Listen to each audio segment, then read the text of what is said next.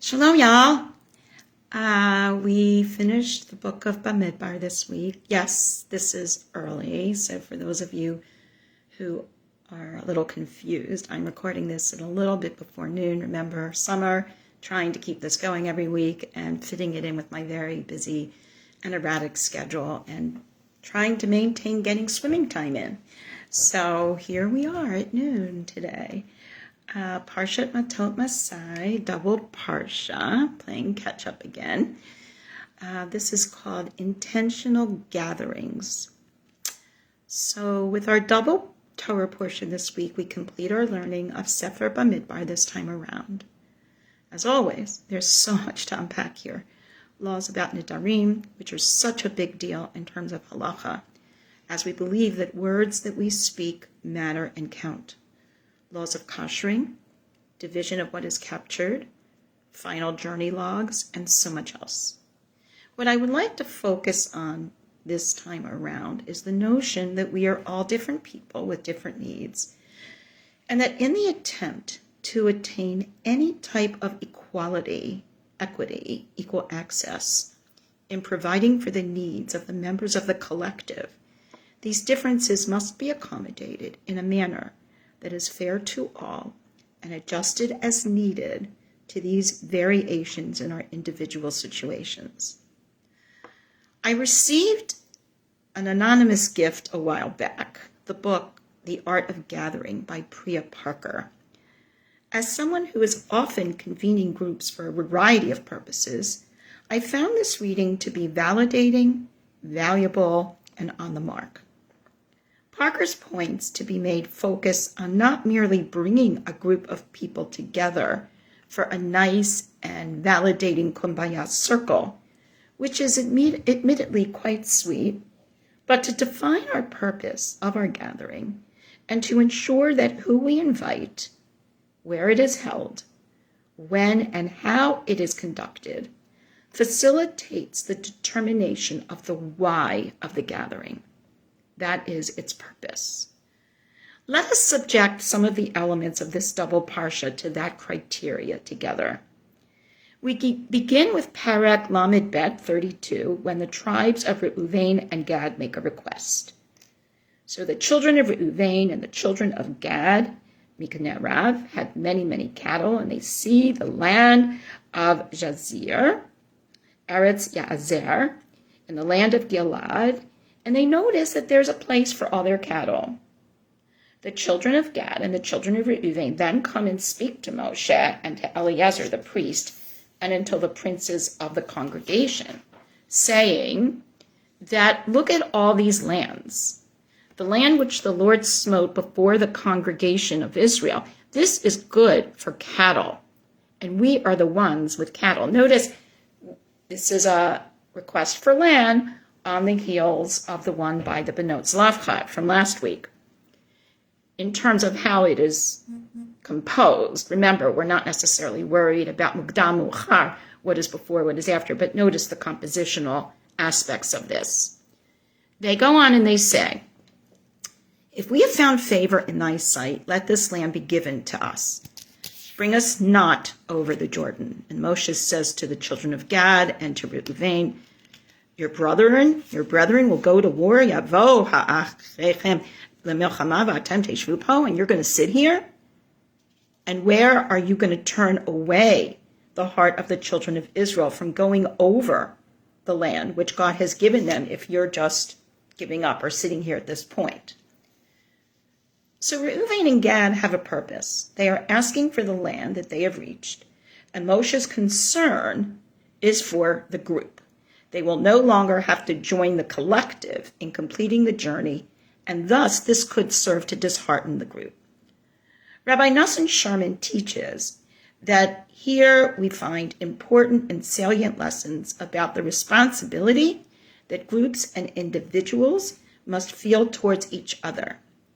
Reuven and Gad are potentially asking to secure the land of the eastern side of the Jordan, while indicating that they have particular skills that would position them well in working and caring for the land, raising their livestock, and otherwise doing their part for the larger entity of Israel, while Moshe sees the downside of this request and of granting it in terms of the spirit of the group vis-a-vis the journey that still awaits them. While these requests make sense in terms of the who and the where, the why of the greater purpose is not necessarily being addressed. Nechama Leibowitz parses these verses as follows. 1. They place the facts on the table, Reuven and Gad, saying that they have many cattle, this is good land for the cattle, and that they have the skills to do so. 2. They then indicate that they will serve the needs of the collective better by securing this side of the Jordan as the land of the collective under their care. In other words, do they really need everyone to go to the other side, or how do they secure the land and use it optimally for the group? Moshe's response, however, from his vantage point, is to criticize them for not seeing their role as tied up with the destiny of the entirety of the Jewish people, and thus continuing their journey together. At this point of potential impasse, each side offers the other something concrete. Verse 16. Reuven and Gad, they come to Moshe and they say, we will build sheepfolds here for our cattle and cities for our little ones. But we ourselves will be ready. We will be armed to go before the children of Israel until we have brought them into our place. In other words, we will create a safety zone, a barrier, and our little ones will dwell in the fortified cities because of the inhabitants of the land. We will not return into our houses until the children of Israel have inherited, every single person, their inheritance. For we will not inherit with them on the other side of the Jordan, because our inheritance is on this side, but we will not desert you.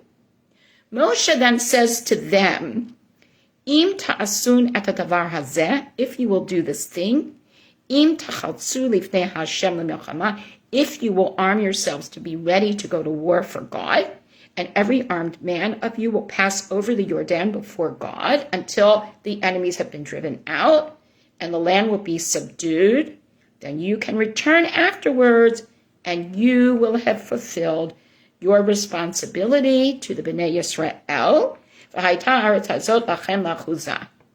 and this land will be your inheritance before God.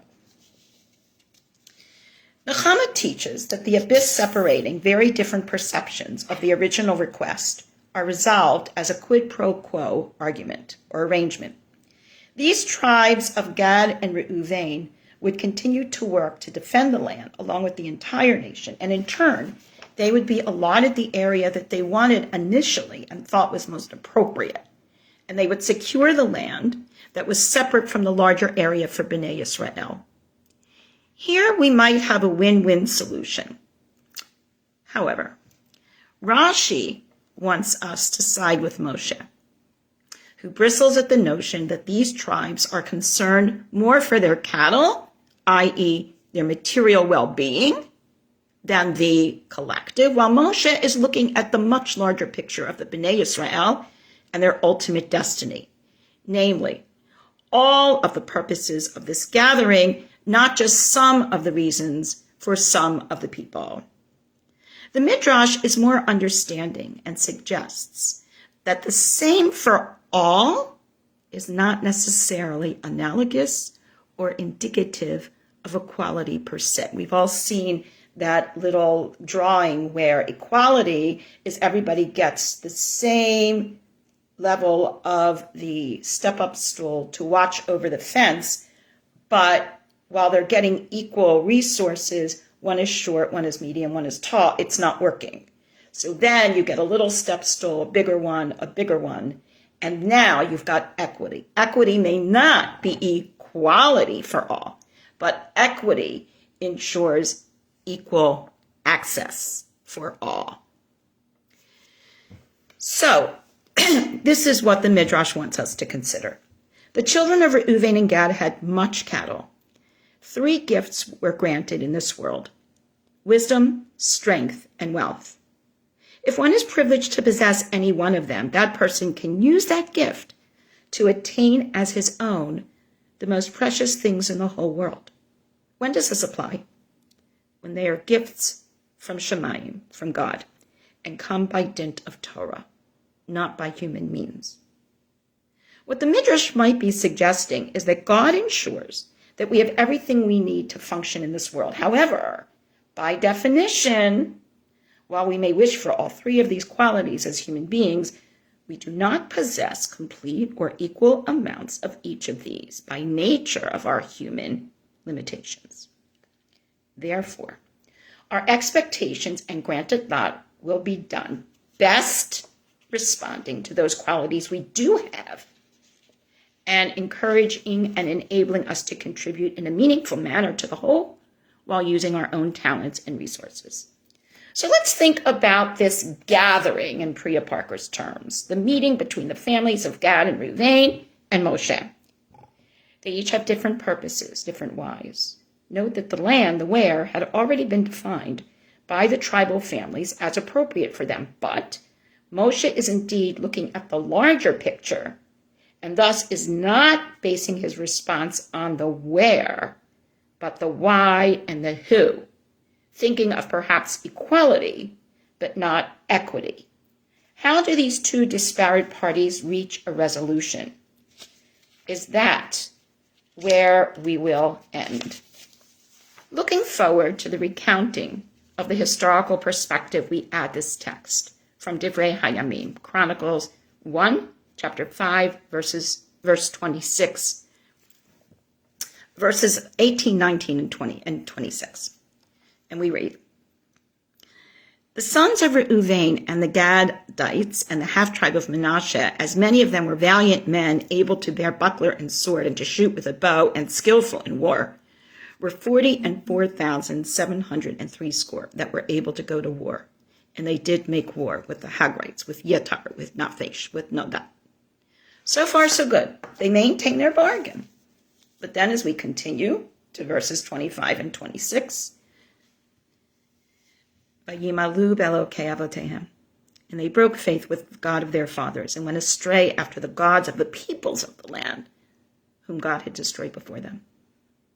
And the God of Israel stirred up the spirit of Pul, king of Assyria, and the spirit of Telgat-Pilnasar, king of Assyria, and he carried them away, the Reubenites, the Gadites, and the half-tribe of Manasseh, and of course here's the first exile that we're talking about, and brought them to Hala, and to Habar, and Hara, and to the river of Gozan, where they are until this day.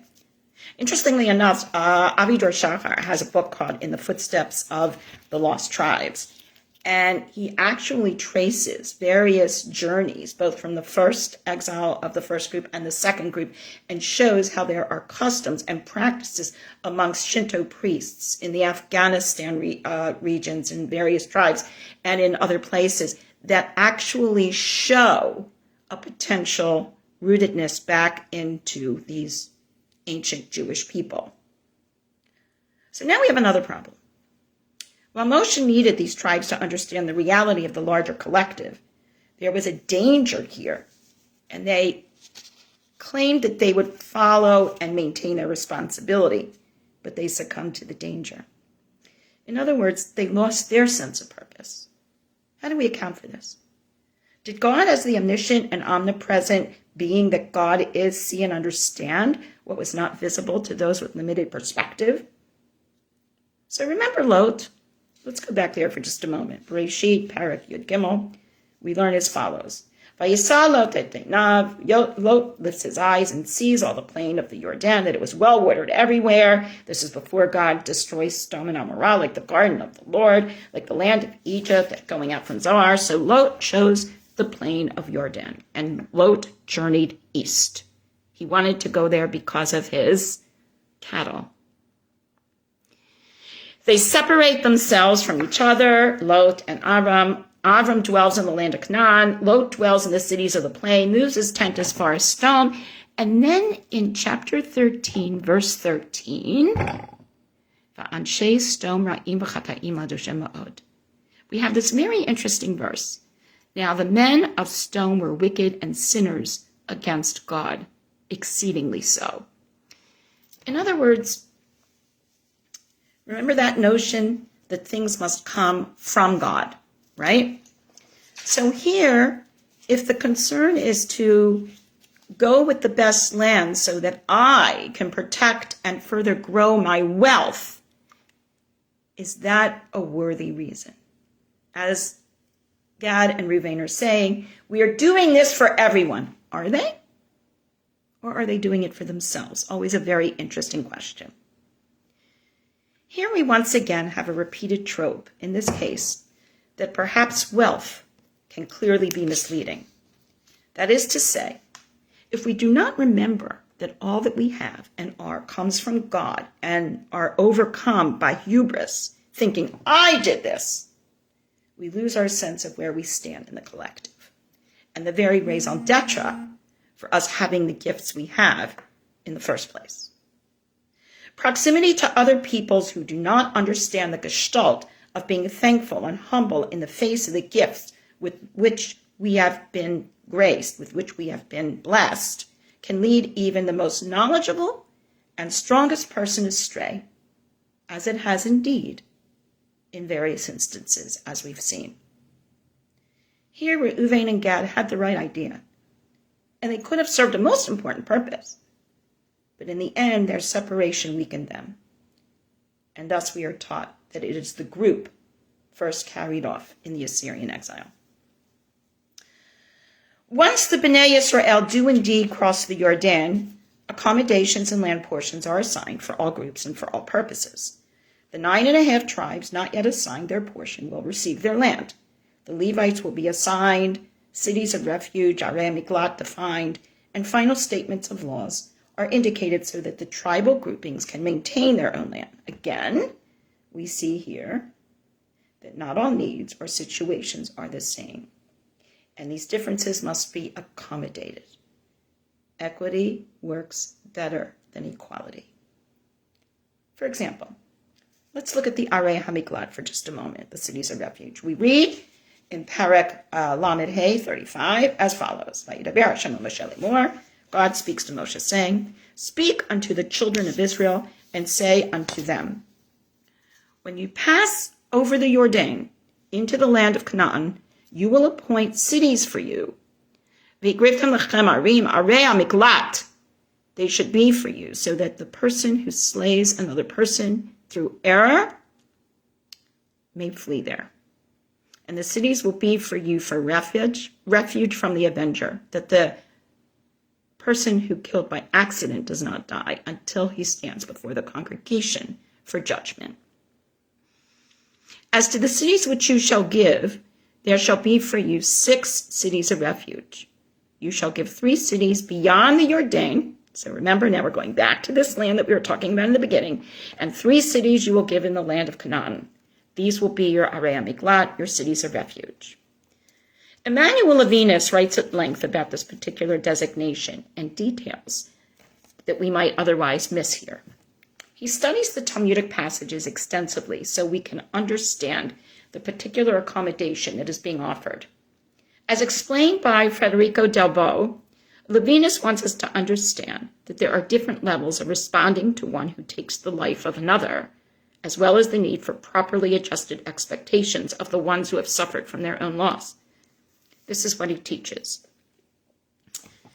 The Mishnah, specifically in Makot, presupposes that the cities of refuge are available only to those who kill inadvertently, whereas capital punishment awaits those who kill voluntarily, making this distinction between bishogeg, by mistake, and bizadon, on purpose.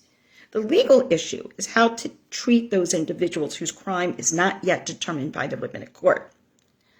The Mishnah shows that the Torah provides us with a series of norms that consist of 1, a clear geographical identification of the Arei HaMiklat, the cities of refuge, according to their biblical standard.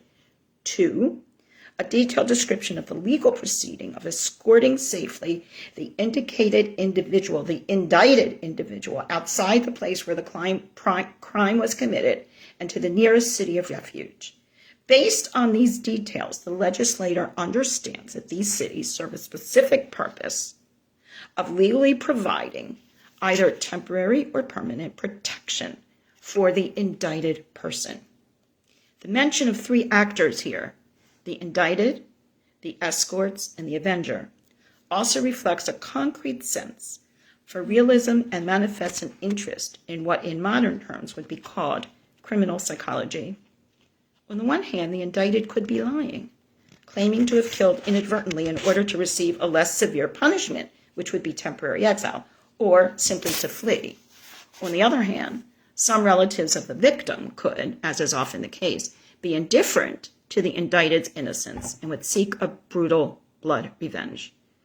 The disciples of the sages, that is, Torah-educated men, are expected to prevent both scenarios from happening by taking the indicted into protective custody on the one hand, and by protecting him from any act of violence on the other. The presence of these arei miklat on both sides of the Jordan is also important to note, again, indicating that somehow Reuven and Gad and half of Manasseh did serve an important purpose for the totality of the Bnei Yisrael in providing the land for these cities of refuge as needed in such unfortunate occurrences. Here again we see that as we consider the art of organizing ourselves and gathering, a la Priya Parker, sometimes happenstance will provide us with an additional dimension that was not originally in our purview. I believe that this is where we acknowledge that we do not always have the whole picture in front of us, even in the best of circumstances, even amongst those of us that are hyper-aware of every detail. Parker often talks about balancing one's control of the group that one convenes with the needs of all the members of the group. By ceding to our belief in the notion of a larger picture that only God can see, perhaps we allow for such a larger and more massive understanding that does indeed accommodate all involved. Our parsha will end with a repetition of the saga and lesson of none other than the Benot Zelofhad. In this instance, Hashem is challenged in the view from on high by daughters who want to be part of the larger collective and its history by protecting the ancestral lands of the family in absence of their sons. They will further do this by limiting themselves to marriage within their own tribe. This proposal is agreed to, and the resolution results in a recalibration of the very laws of inheritance. A purpose is defined, the who is apparent, and the where is the land, valued by the generational family. All of this is intentional, and Ribono Shel Olam is the architect of our art of gathering here. Let us learn from this that while kumbaya circles feel great for sustaining and growing our communities and lasting legacies, we must always be conscious of and aware of the why, the where, the when, the how, and the who we are including in our gatherings. Our stated purpose will lead the way if we remain mindful of it, realizing that 1, everything comes from God, 2, there will need to be accommodations and differences along the way, and 3, we should never lose the sense of purpose of our gatherings and our part in them. As we say at the end of each of our Sifrei Torah, Chazak, Chazak, v'nit chazek, let us go forth in strength, and Shabbat Shalom lekulam. Next week we begin with Devarim, and the week after is actually Ve'et Chanan, Shabbat Nachamu, and Thursday, the week, the Devarim, the week of Tisha B'Av, where Tisha B'Av comes on Thursday, I will be recording on Wednesday. Be well all. Lehitraat.